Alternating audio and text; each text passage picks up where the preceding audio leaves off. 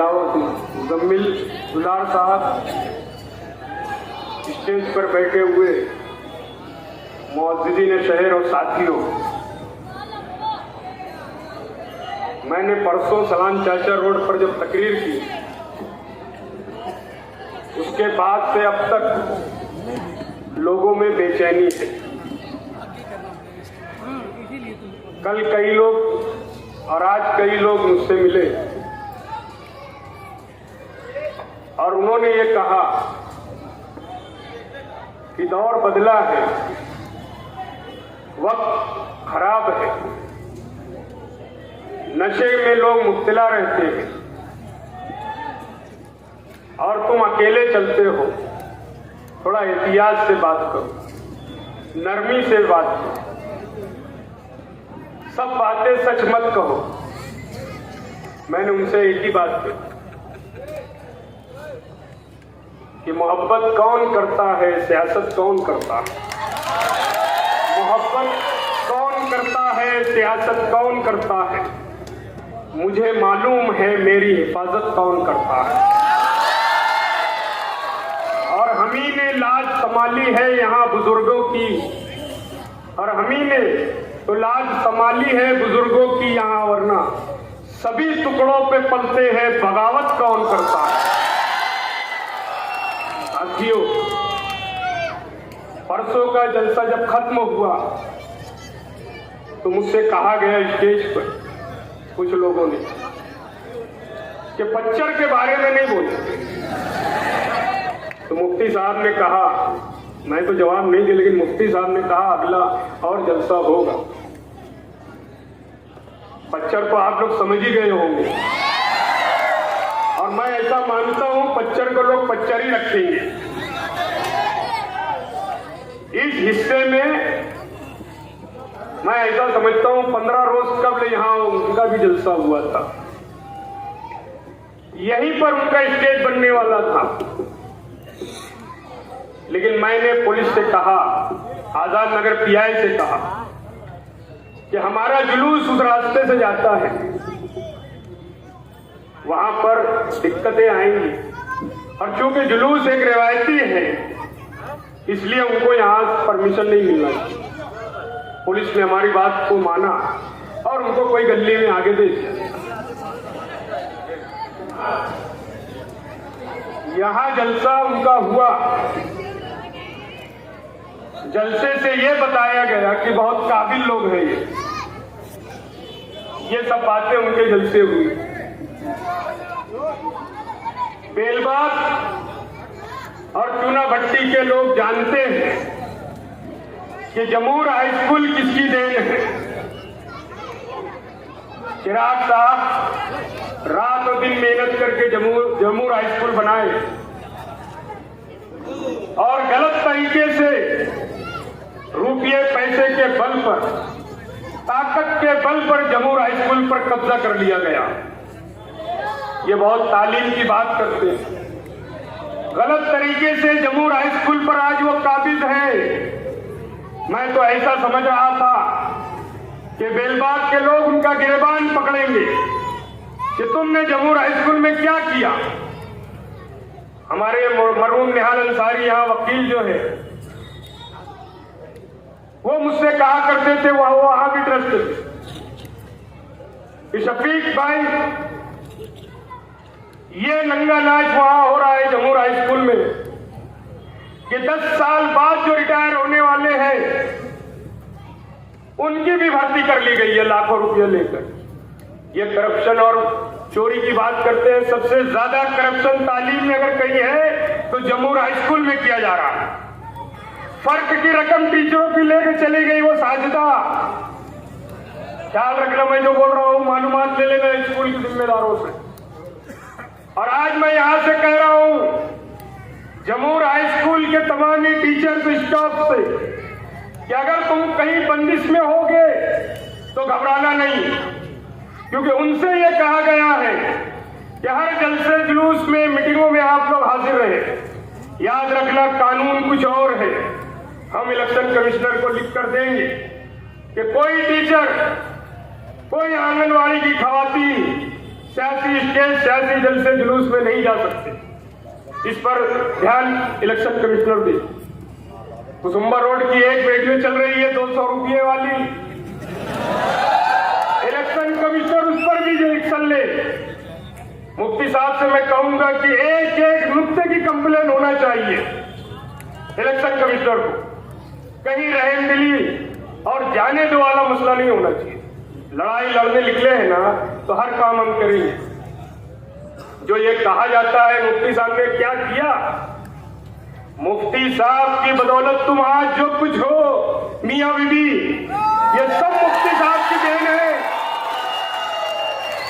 वरना तुम्हारी औकात तो ये है, एक तो मैंने कहा चप्पल के पास नहीं बैठाएंगे लोग, और दूसरी की औकात ये है, ये मैं नहीं कह सकता। मुझसे अतर अशरफी के बारे में भी बोला गया, वो भी मैं नहीं बोलूंगा ठंडी बुआ, मगर बहुत कुछ मेरे पास है। अतर अशरफी अब ख्याल रखना, अदब और एहतराम में रहना, नहीं तो बहुत कुछ किया जा सकता है, बहुत कुछ बोला जा सकता है। जिन लोगों ने कहा मुफ्ती साहब ने क्या किया, उनकी बदौलत ये कारपोरेटर बने। ख्याल रखना एक बात, बुलंद इकबाल को हाउस लीडर बनाने वाले मुफ्ती इस्माइल है, वरना उसकी औकात कितनी थी, कितने कारपोरेटर चुन के आए थे।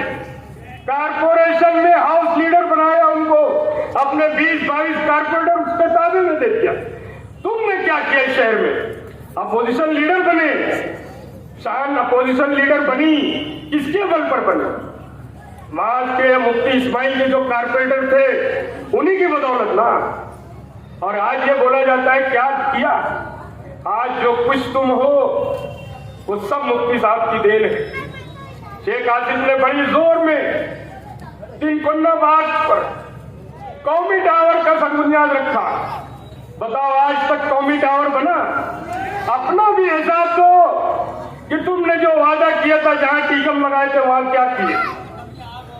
नए फरहान हॉस्पिटल के आगे बस्ती में जॉगिंग ट्रैक का 60 लाख का फंड मंजूर किया, वहां भी टीकम लगाया गया, क्या हुआ ये बताओ। शब्बीर सेठ की बनाए हुए शहीदों की यादगार जो तोड़ डाली गई इसके मेयरशिप में, और वहां पर उल्टी बंदूक लगा दी गई। आज तक उस उल्टी बंदूक का भी कोई रिजल्ट सामने नहीं आया। शहीदों की यादगार को खत्म किया गया, शब्बीर सेठ की निशानी को खत्म किया गया। क्या ये महल्ले के लोग शब्बीर सेठ की जो बनाई हुई इमारत का बदला लेंगे इस साल? मैं ऐसा मानता हूं कि 2004 में हमारा स्टेज लगा यही अशरफिया चौक में जनता दल का। उस स्टेज से आमीन सरदार ने भी तकरीर की हमारे स्टेज से, और ये कहा कि मैं उनके साथ रहा हूं। उनके साथ मतलब शेख रशीद साहब के साथ। मैंने परसों कहा था मैं भी 10 साल रहा हूं। आमीन सरदार ने अशरफिया चौक पर जनता दल की स्टेज से कहा, अगर वो सुनता होगा तो सुन ले। आमीन सरदार ने यह कहा था कि अगर मैं यहां आज बयान कर दूं बिरादरीवाद पर तो दखली मोमिन फसाद हो जाएगा। यह जुमला था आमीन सरदार का। और आज उन्हीं के साथ फॉर्म भरने दिखने लगे। कम से कम कुछ कहे हो तो उस पर अमल तो करो। लोगों को क्यों बहका रहे हो? ये सब जो बातें हो रही है इस शहर में, बड़ी तेजी से चला 43 फैक्ट्री। यकीन मानना, मैं बखुदा कह रहा हूं कि राष्ट्रवादी कांग्रेस पार्टी का जनरल सेक्रेटरी होने के बावजूद भी मैंने राष्ट्रवादी भवन की एक पैतरी नहीं चढ़ी। और इसलिए नहीं चढ़ी कि मैं बुनकर हूं, और बुनकरों के बारे में जो सोच है, जो उनका काम करने का तरीका है, मुझको मालूम है। साइजिंग के मामलात में बड़ी बात की जाती है कि हमने किया, वो भी मुझको मालूम है। अगर साइजिंग के मामलात में तुमने कुछ किया तो रुपया पैसा भी कमाया, ये भी ख्याल रखें। 2 आजूद माजूद है उनके पास, एक असलम नाम का, एक बेग नाम का। ये क्या करते हैं मुझको मालूम है कारपोरेशन में।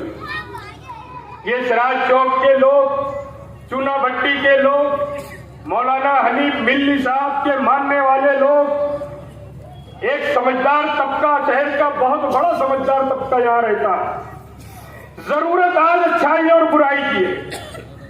इस शहर में बुराई बढ़ती जा रही है।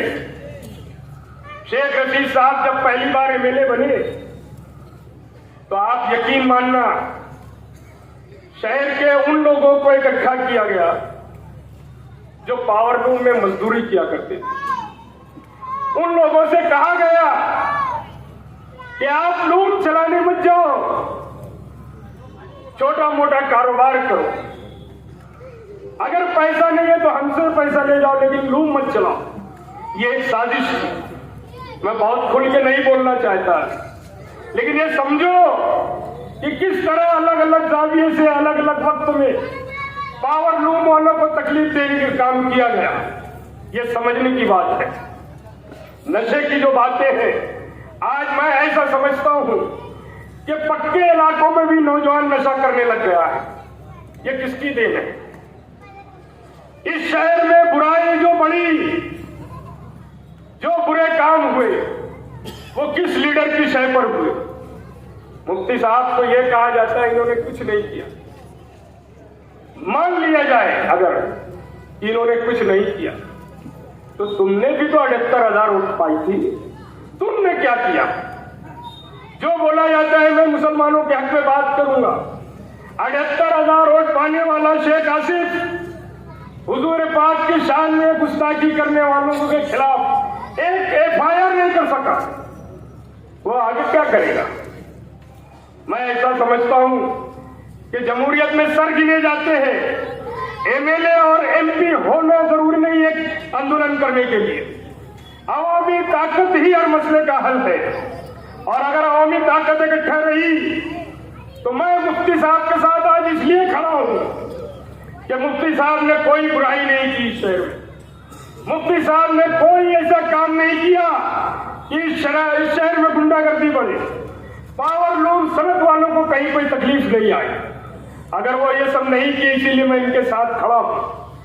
और मैं ये कहता हूं कि मैंने मुफ्ती साहब से जब बात की, मैंने जानबूझकर शेख कलीम दिलावर साहब के मकान में उनसे बात की, क्योंकि ये माहौल ना बने कि देखो एक बिरादरी के लोग इकट्ठा हो रहे हैं।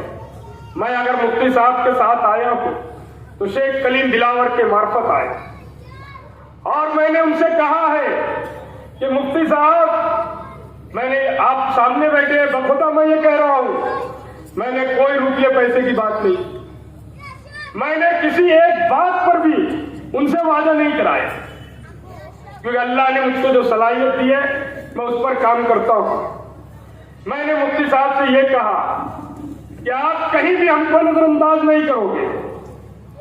दूसरा ऐसा है कि हम जो कुछ करेंगे, हम कुछ निहाली इकट्ठा हो रहे हैं, वो जो निहाली है वो हलाली है, तो सारे इकट्ठा हो रहे हैं।